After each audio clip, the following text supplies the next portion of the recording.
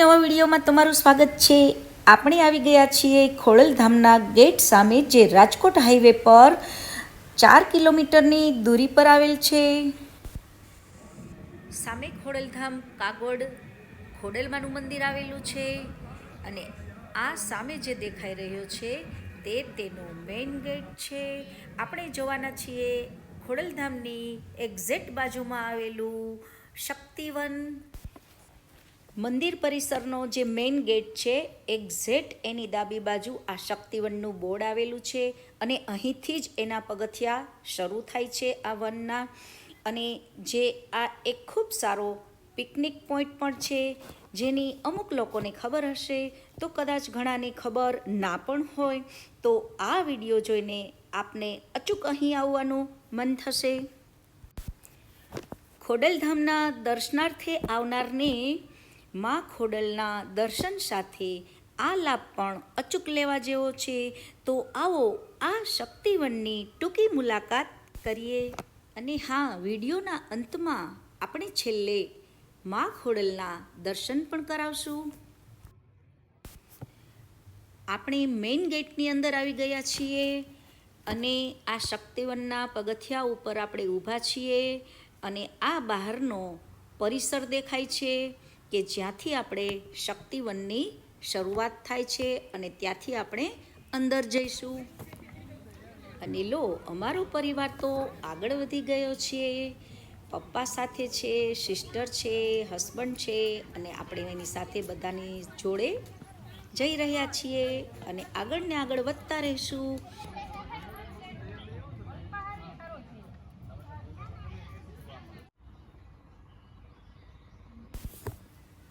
વનની એન્ટ્રીમાં જ મા સરસ્વતીના બેસણા છે। સત સત વંદન માને। પપ્પા પણ ઘણી જિજ્ઞાસાઓ સાથે ધીમે ધીમે આગળ વધી રહ્યા છે। અને હવે આવશે આ શક્તિવનની સ્થાપનાનું બોર્ડ, કે આપ જ જોઈ અને જાણી શકો છો।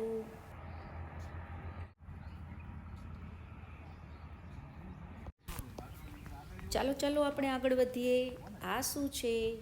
અરે, આ તો પાઇનેપલ છે। ચાલો ભાઈ સાથે વાતો કરીએ। અહીં એ પાઇનેપલ અને અન્ય ફ્રૂટ્સ પણ વેચે છે, તેની સાથે આપણે મુલાકાત કરીએ। જય શ્રી કૃષ્ણ। સરસ। અહીંયા રસ્તામાં છીએ, ખોડલધામ આવ્યા છે। સેલ કરતા લાગો છો। સેલ કરી। સરસ સરસ। પછી તહેવાર હોય કે સાતમ આઠમ દિવાળી આવતી હોય ત્યારે વધારે હોય। તહેવાર ઉપર બધા વધારે આવે। મેં શનિ રવિમાં માણસો ફ્રી હોય ને, પણ રહેવાની અહીંયા સગવડતા નથી એટલે માણસો રોકાય નહીં। ના, બહાર ગેસ્ટ હાઉસ છે ને પાછા। અચ્છા, બહાર સામે ગેસ્ટ હાઉસ છે। અચ્છા, મંદિરની સામે ગેસ્ટ હાઉસ છે। સરસ।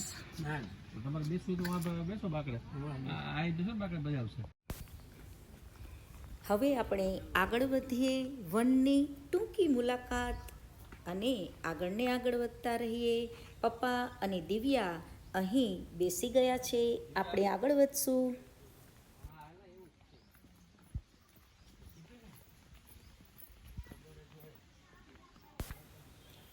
બેસવા માટે ઘણી જગ્યાએ પુષ્કળ બાંકડાઓ આવેલા છે। આ સામે ટાયરમાંથી બનાવેલા બેઠક દેખાય છે અને એક સાઈડ ઘણા બાંકડાઓની બેઠકો છે। અને આગળ વધતા આ સિંહોના સ્ટેચ્યુ આવેલા છે, જે ગીરના જંગલોની યાદ અપાવે। મશીનમાં સિક્કો નાખતા ગીરના સાવજની ડણખ ખૂબ મોટી સંભળાય છે। અને હા, વર્ષ 2004થી 2013 સુધી જે સરકારશ્રીની યોજનાઓ પૈકી આ શક્તિવન પણ પસંદગી પામીને જતનથી સંવર્ધિત થયું છે। અહીં કદંબના વૃક્ષો આવેલા છે, જે ભગવાન કૃષ્ણની અચૂક યાદ અપાવી જાય એવા છે। ધરા વનસ્પતિ અને વનોની જનની છે। માં ધરતી જેટલી સહનશક્તિ સ્વરૂપ નારી શક્તિને આ વન સમર્પિત થયું હોય તેના વિધવિધ સ્વરૂપ થકી આ શક્તિપુંજ સમાન આ વન છે। અહીંથી થોડાક આપણે આગળ વધીએ। લાગે છે કે અહીં તળાવ આવેલું છે। આપણે આ પાછળની સાઈડ છીએ। અહીં કઈ મૂર્તિ હોય તેવું પણ જણાય છે। લાગે છે કે આ મૂર્તિ માતા ખોડિયાર માતાની છે. આપણે આ તળાવને આગળથી પણ જોઈશું. અહીં એક વાત કહેવાનું ખાસ મન થાય કે ચોખ્ખાઈનો ક્યાંક ક્યાંક ખાસ અભાવ જણાય છે. જ્યાં ત્યાં પ્રવાસીઓએ કૂડા કરકટ નાખીને આ જગ્યામાં ચોખ્ખાઈનો અભાવ સ્પષ્ટ જણાઈ આવે છે. આ છે તળાવની સામેની સાઈડ અને ત્યાંથી પગથિયા આવેલા છે અને ત્યાંથી થોડા ઉપર જઈએ એટલે એ થોડુંક પહાડી ઢાળ ઉપર આવેલું છે એટલે ક્યાંક ક્યાંક પગથિયા આવે છે.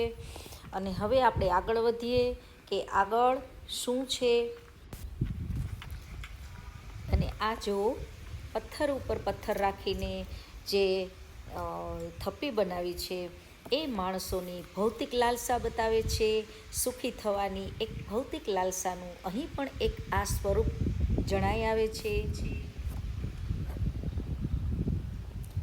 દૂરથી આ તળાવનો વ્યૂ કંઈક આવો હતો. અહીં મારી એક પંક્તિ મને જરૂર યાદ આવી. પથરાયા પથ્થરો શિલ્પી કાજે કંડારવાને તપ ધર્યા છે. અહીં આ પથ્થરો તપ ધરવા માટે જાણે રાહ જોતા હોય એવું જણાઈ આવે. અહીં દિમાગને શાંત કરી દેતી સરસ ઠંડક અને શાંતિ જણાઈ આવે છે. બપોરનો સમય હોય. અહીં બગીચામાં ખાસ તો બાળકો જણાઈ આવતા નથી. અત્યારે બપોરનો સમય છે. એક સુંદર દ્રશ્ય. ચાલો બહેનો સાથે વાત કરીએ. જય શ્રી કૃષ્ણ બહેનો. જય શ્રી કૃષ્ણ. નિયમિત સફાઈ કરો છો તમે? અચ્છા, ઘાસ ઘણું મોટું થઈ ગયું છે. અચ્છા, ઘાસ લઈ જાઓ છો કે ઢોરને ખવડાવવા માટે લઈ જાઓ છો? અચ્છા અચ્છા અચ્છા, સરસ સરસ. સામે એક ડોમ દેખાય છે. ચાલો આપણે એ ડોમમાં જઈએ અને જોઈએ કે શું છે. જળ જમીનની અવેરનેસને લગતા સ્ટેચ્યુ રૂપ સંસાધનો અહીં બતાવ્યા છે. જેની દશા બરાબર જણાતી નથી, જે બરાબર સારી સ્થિતિમાં અત્યારે જણાતા નથી, પણ છે ખરા.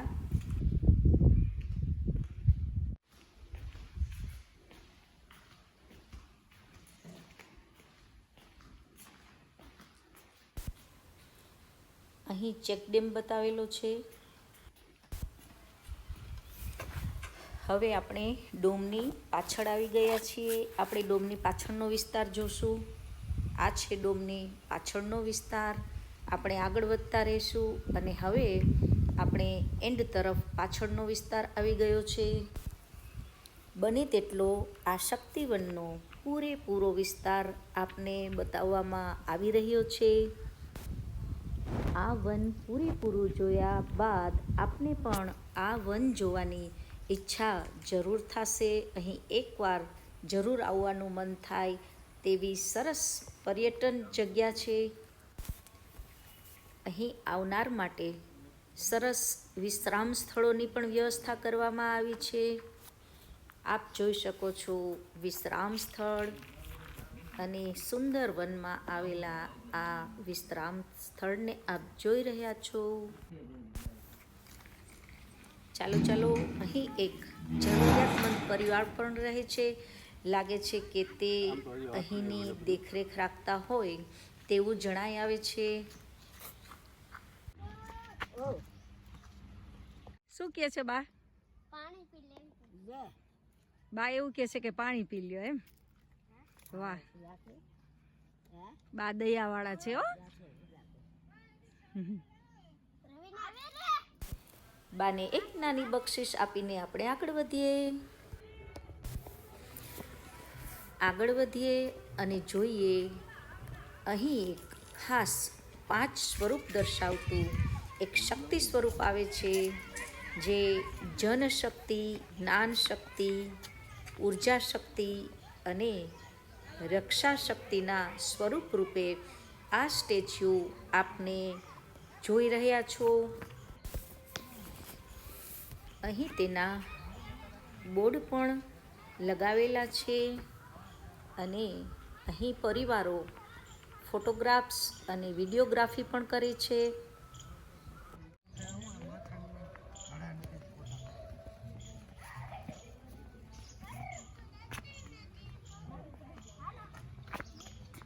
શેરને ફટાફટ પછી કે મારો નથી પાડતો.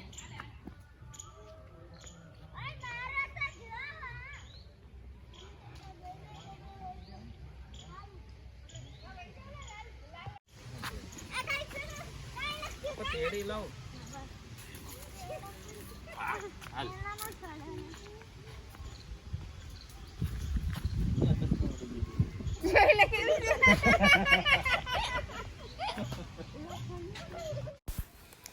હવે આપણે આવી ગયા છીએ. પપ્પા અને સિસ્ટર બેઠા છે ત્યાં. હવે આપણે એક પાઇનેપલ ખાઈને એક બ્રેક લઈશું અને હવે આપણે વધશું ગેટ તરફ અને જે ના જોયું હોય તે આપણે જોતા જઈશું અને આગળ વધતા જઈશું. આપણે જઈ રહ્યા છીએ ગેટ તરફ. ડાબી સાઈડ ઘણા ઘટાદાર વૃક્ષો આવેલા છે અને ત્યાં અસંખ્ય બાકડાઓ પણ આવેલા છે. તે બાકડા ઉપર લોકો વિરામ કરતા હોય છે અને આપણે આગળ વધીએ ગેટની બહાર અને આપણે ઉતરીએ છીએ ધીમે ધીમે પગથિયા અને એક પરિવારનો પ્રેમ આપ જુઓ. એનું નો આવ્યું ભાઈ નું બીજું કઈ બતાઈ ક્યાં લાગ્યું અહીંયા લાગ્યું અહીંયા લાગ્યું ક્યાં લાગ્યું.